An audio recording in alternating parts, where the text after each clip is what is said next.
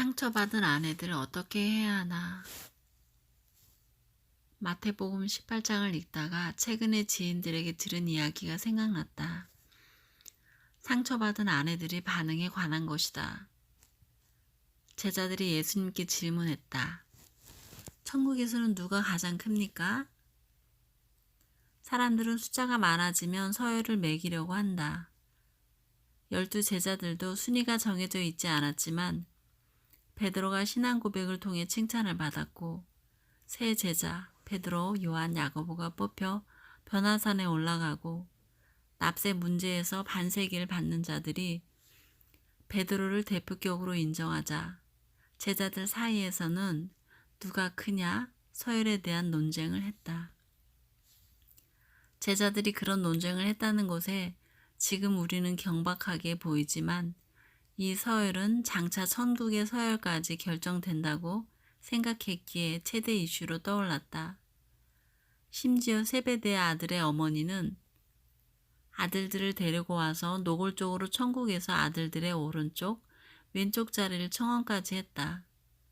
제자들은 이 사건에 대해 불쾌하게 생각했지만 야고보는 첫 순교자가 되었고 요한은 마지막 제자로 계시록을 썼다.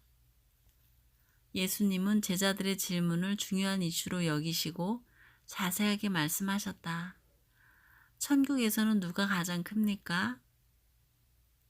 예수님은 5가지로 이 질문에 답하셨고 질문의 핵심은 어린아이처럼 되는 것에 있다. 어린아이의 특징은 다음과 같다.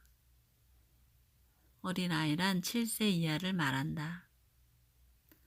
겸손, 단순, 순결, 순수, 가르치기 쉽다, 의존, 신뢰, 긍정, 기쁨과 웃음, 걱정이 없다, 오염되지 않았다.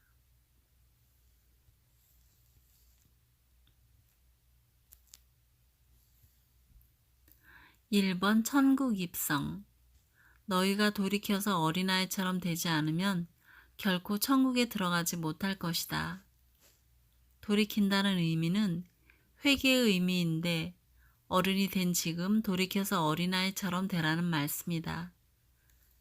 어른이 된 지금 각종 불순물로 오염되어 있다는 의미다. 2번 천국에서 큰 자.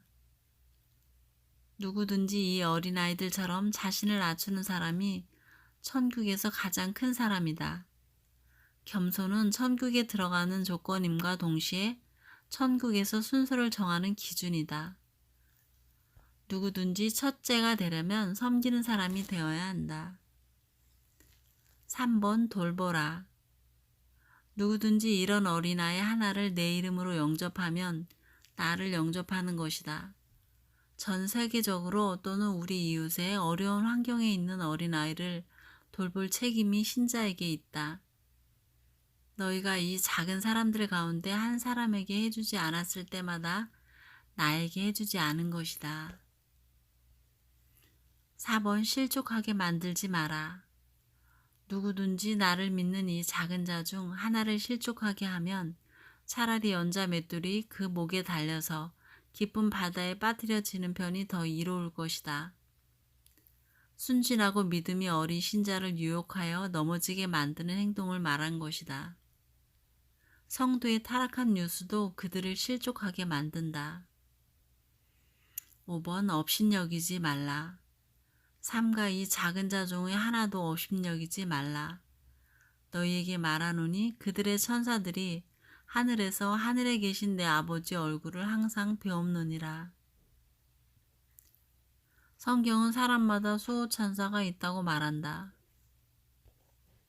이 천사의 정확한 역할에 대해서는 다양한 의견이 있겠지만 그 천사들이 하나님께 수시로 보고하는 역할이 있다는 사실이다.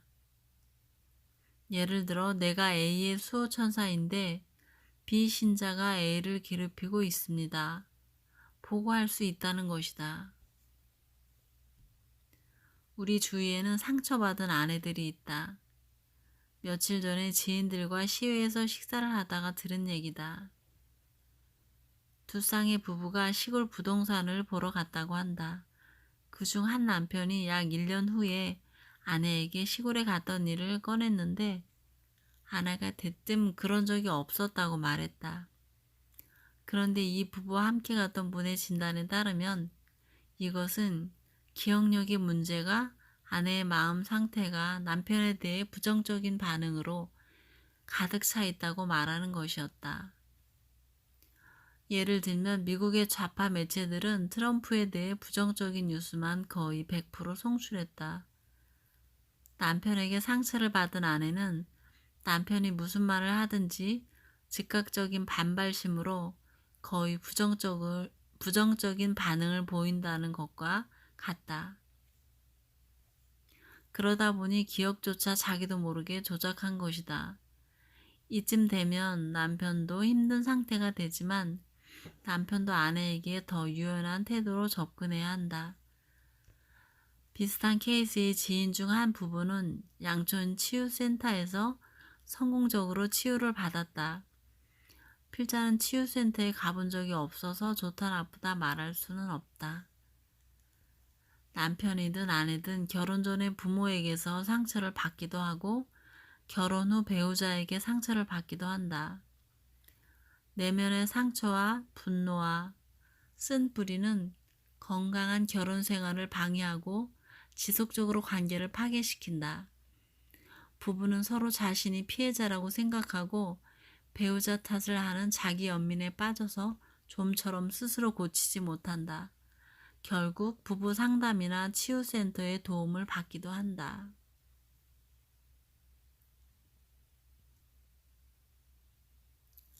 수수께끼가 있다.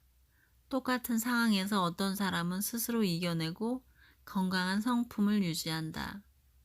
어떤 사람은 상처투성이로 살아가면서 상처를 회상하고 보듬고 보존시키며 관계를 악화시킨다. 결혼 전 건강한 가정에서 성장했느냐에 따라 내성이나 회복력이 달라진다고 한다.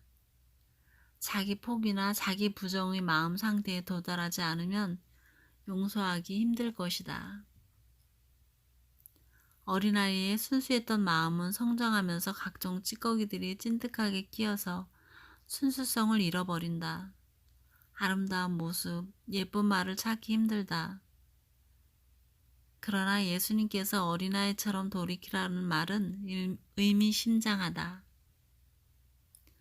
이런 마음 상태로 천국에 들어가기 힘들다면 우리는 이 문제를 가지고 하나님께 나가서 끝장을 내야 한다. 가정과 부부의 관계를 파괴하는 것은 대적의 속임수이고 그동안 그에게 끌려왔던 것에 분노를 가져야 한다. 어린아이의 특징을 상기하며 순수한 모습을 회복해야 한다. 겸손, 단순, 순결, 순수, 가르치기 쉽다, 의존, 신뢰, 긍정, 기쁨과 웃음, 걱정이 없다, 오염되지 않았다. 성령의 도우심을 통해 일어서야 한다. 자기 연민과 쓴뿌리를 십자가에 버리십시오.